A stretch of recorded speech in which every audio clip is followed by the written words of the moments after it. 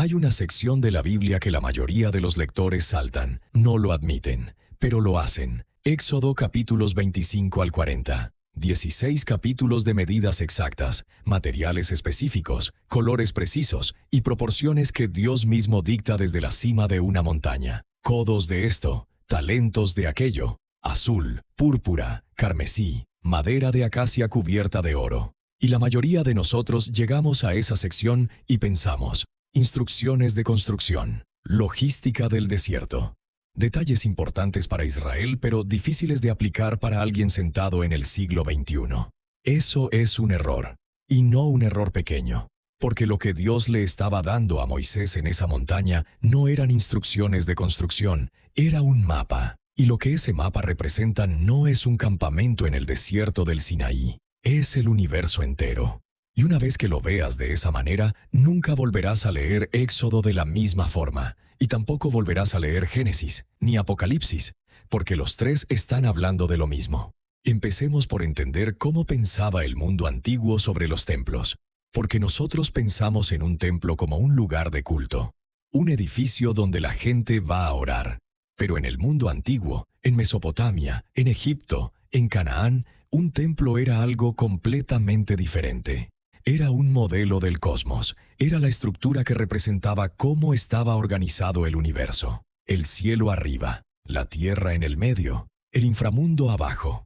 Y en el centro del templo, en el lugar más interior, el más sagrado, el más inaccesible, ahí vivía la deidad. El punto donde el cielo y la tierra se tocaban. Los acadios llamaban a sus templos Sigurat, montañas artificiales que conectaban la tierra con el cielo. Los egipcios orientaban sus templos hacia constelaciones específicas. El mundo antiguo entero compartía esta idea. El templo no es solo un edificio, es una declaración cosmológica. Es la respuesta a la pregunta más fundamental que existe: ¿dónde está Dios en relación con nosotros?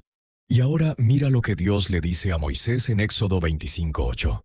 Hazme un santuario para que yo habite en medio de ellos. La palabra hebrea que se traduce como santuario es Mishkan, y la raíz de Mishkan es Shakan, que significa morar, habitar, establecerse en un lugar.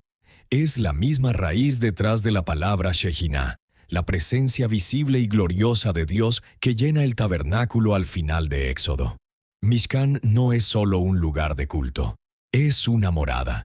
Es el lugar donde el Dios que creó el universo decide reducir su presencia a una tienda en el desierto para estar cerca de su pueblo.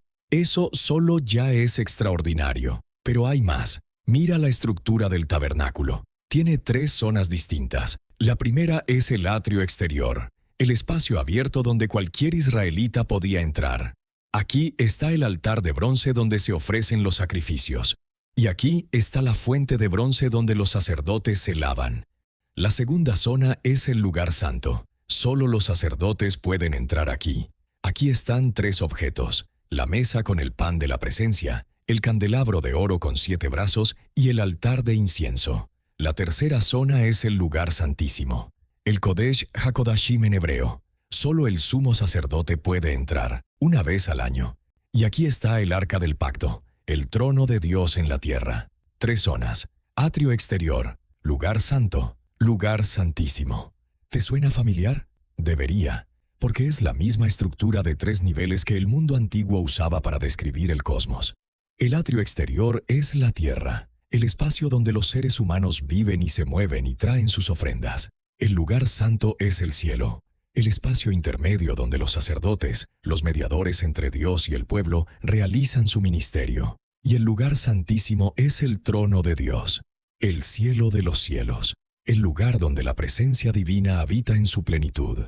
El tabernáculo no está representando un campamento en el desierto. Está representando la estructura completa del universo tal como Dios lo organizó. Y los materiales lo confirman. Todo en el atrio exterior está hecho de bronce, el altar de bronce, la fuente de bronce. El bronce es el metal de la tierra, pesado, oscuro, el más común de los 3 metales usados en el tabernáculo. Todo en el lugar santo está hecho de oro y plata. La mesa es de oro, el candelabro es de oro puro, el altar de incienso es de oro. Pero las bases de las columnas que sostienen el velo entre las 2 zonas son de plata, el metal intermedio. Y en el lugar santísimo todo es oro puro. El arca del pacto está cubierta de oro por dentro y por fuera. Los querubines sobre el arca son de oro puro. Y el propiciatorio, la tapa del arca donde la presencia de Dios se manifestaba, también es de oro puro. Bronce, plata, oro, tierra, cielo intermedio, presencia divina. El tabernáculo no es solo arquitectura, es teología hecha estructura. Es la respuesta visual de Dios a la pregunta más antigua del universo. ¿Dónde estoy en relación con los seres humanos? Aquí, en medio de tu campamento, separado por zonas porque mi santidad lo requiere, pero presente, aquí, pero hay algo más, que la mayoría de los lectores pasan completamente por alto. Si pones Génesis 1 y Éxodo 40 lado a lado, la creación del universo y la construcción del tabernáculo, encuentras un paralelo literario que no puede ser accidental. En Génesis 1, Dios construye el cosmos en 6 días y descansa el séptimo, y el texto repite una frase, después de cada día de creación. Vio Dios que era bueno. En Éxodo 39 y 40, cuando Moisés supervisa la construcción del tabernáculo, el texto hebreo repite casi exactamente la misma frase, después de cada elemento completado.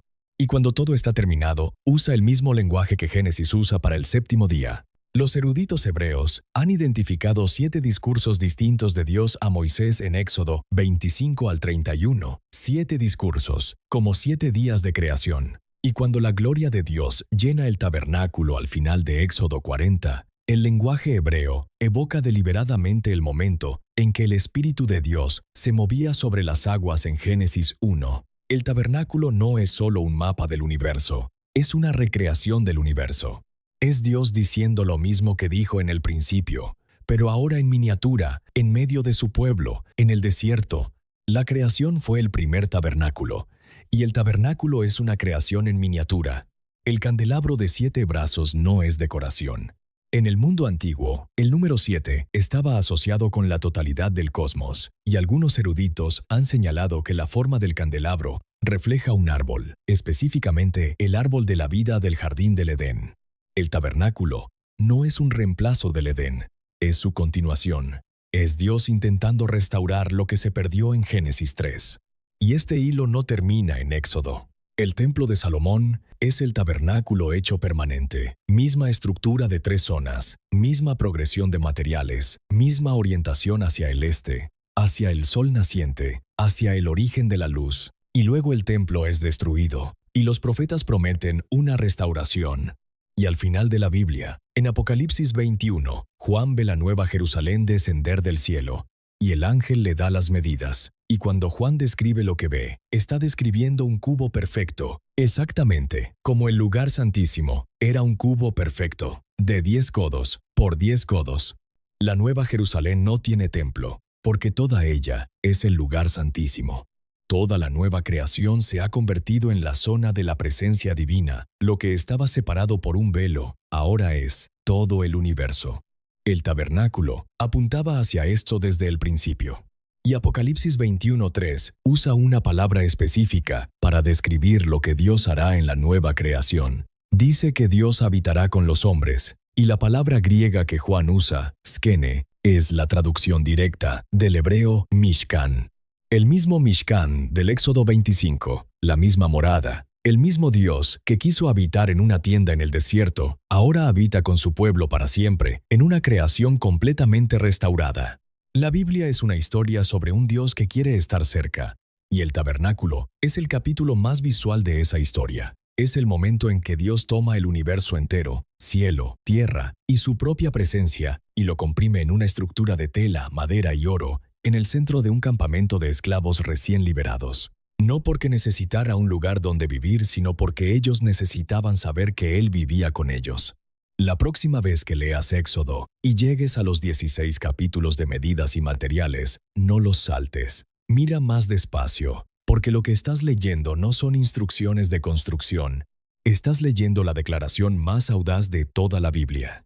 El Dios que hizo el universo quiere vivir en medio de su pueblo, y lo ha querido desde el principio, y lo seguirá queriendo hasta el final.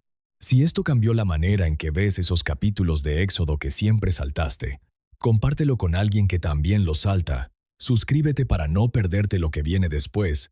Déjanos un comentario, aunque sea solo una palabra. Así es genuinamente como más personas encuentran este contenido. Estamos agradecidos por cada uno de ustedes. Manténganos en sus oraciones. Dios los bendiga.